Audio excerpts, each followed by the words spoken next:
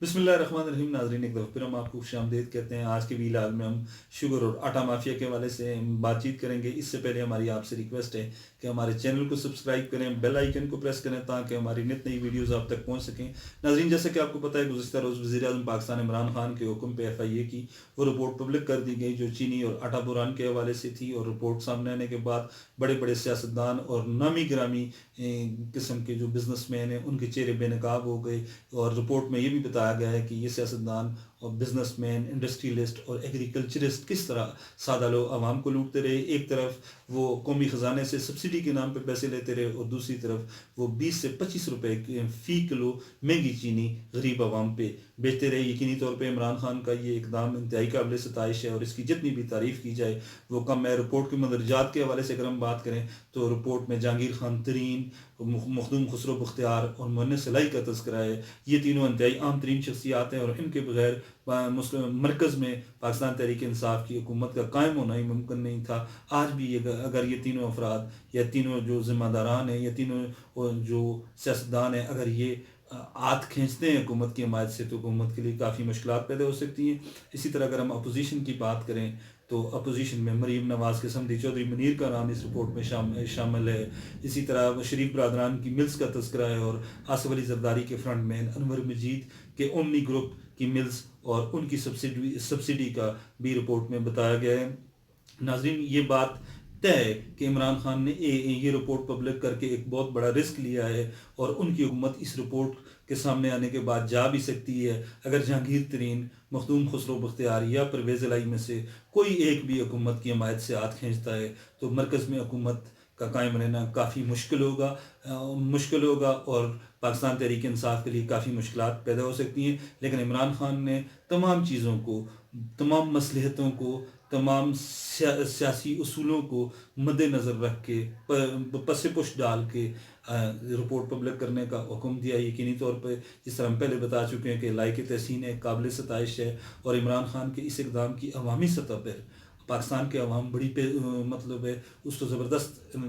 پذیرائی دے رہے ہیں، اس کی تعریف کر رہے ہیں۔ اور عمران خان کی پاپولیرٹی جو گزشتہ دنوں کافی حد تک متاثر ہوئی تھی، کافی حد تک گری تھی، اس اقدام کے بعد اس پاپولیرٹی میں کافی اضافہ ہوا ہے، اور آج ایک دفعہ پھر وہ پاکستان کے مقبول ترین رہنما بن چکے ہیں۔ دوسری طرف اپوزیشن اس پہ بہت زیادہ شور کر رہی ہے، واویلا مچا رہی ہے کہ وزیر اعلیٰ پنجاب مخدوم خسرو بختیار فی الفور مستعفی ہو جائیں، کیونکہ وہ آٹے کے بحران کے ذمہ دار ہیں۔ اسی طرح شوگر بحران کے حوالے سے بھی ان پہ بہت سی انگلیاں اٹھ رہی ہیں۔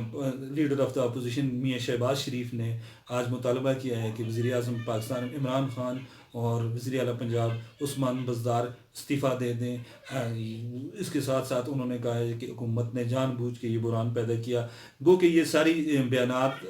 اپنی جگہ، لیکن ایک بات بڑی حد تک واضح ہو گئی ہے کہ عمران خان نے انتہائی سمجھداری، دانش مندی اور عقل مندی کا مظاہرہ کرتے ہوئے ایک ایسے موقع پہ رپورٹ پبلک کرنے کا اعلان کیا جب ان کی حکومت کے لیے کافی مشکلات مرکز میں بھی تھیں، اور صوبوں میں بھی حکومتی مشکلات میں اضافہ ہو رہا تھا۔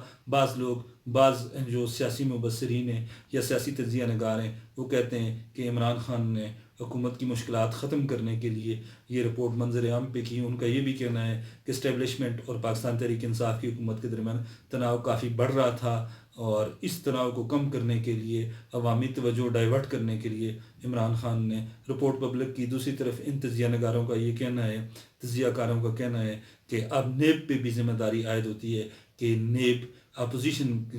کا احتساب ختم کر کے، اپوزیشن کے احتساب کو ایک سائڈ پہ رکھ کے ان لوگوں کا احتساب ضرور شروع کرے گا جو اس رپورٹ میں جن کا تذکرہ ہے، جنہوں نے دونوں ہاتھوں سے عوام کو لوٹا ہے۔ معمولی رقم نہیں ہے، یہ 24 ارب روپے کی رقم بنتی ہے، اور مختلف ادوار میں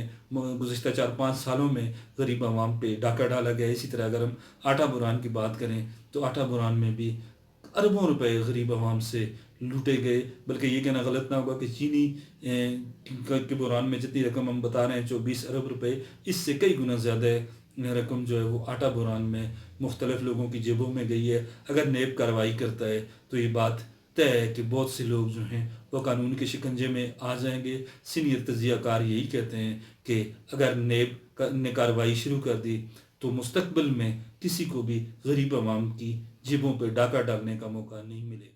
رپورٹ پر منظر عام پہ آنے کے بعد کئی تجزیہ کار یہ سوال بھی اٹھا رہے ہیں کہ اب عمران خان ان لوگوں کے خلاف کارروائی کریں گے یا نہیں کریں گے. اگر آج عمران خان نے ٹویٹ کیا ہے کہ 25 اپریل تک وہ انتظار کریں گے تاکہ رپورٹ کا فورنزک آڈٹ کیا جا سکے. اگر 25 اپریل کے بعد عمران خان ان لوگوں کے خلاف کارروائی کرتے ہیں اور اپنی جماعت کے لوگوں کو حکومت سے برطرف کرتے ہیں، اپنی جماعت سے باہر نکالتے ہیں، تو یہ بات طے ہے کہ عمران خان کو ہماری تاریخ میں ایک قومی ہیرو اور ایک عظیم سیاستدان کی حیثیت سے یاد رکھا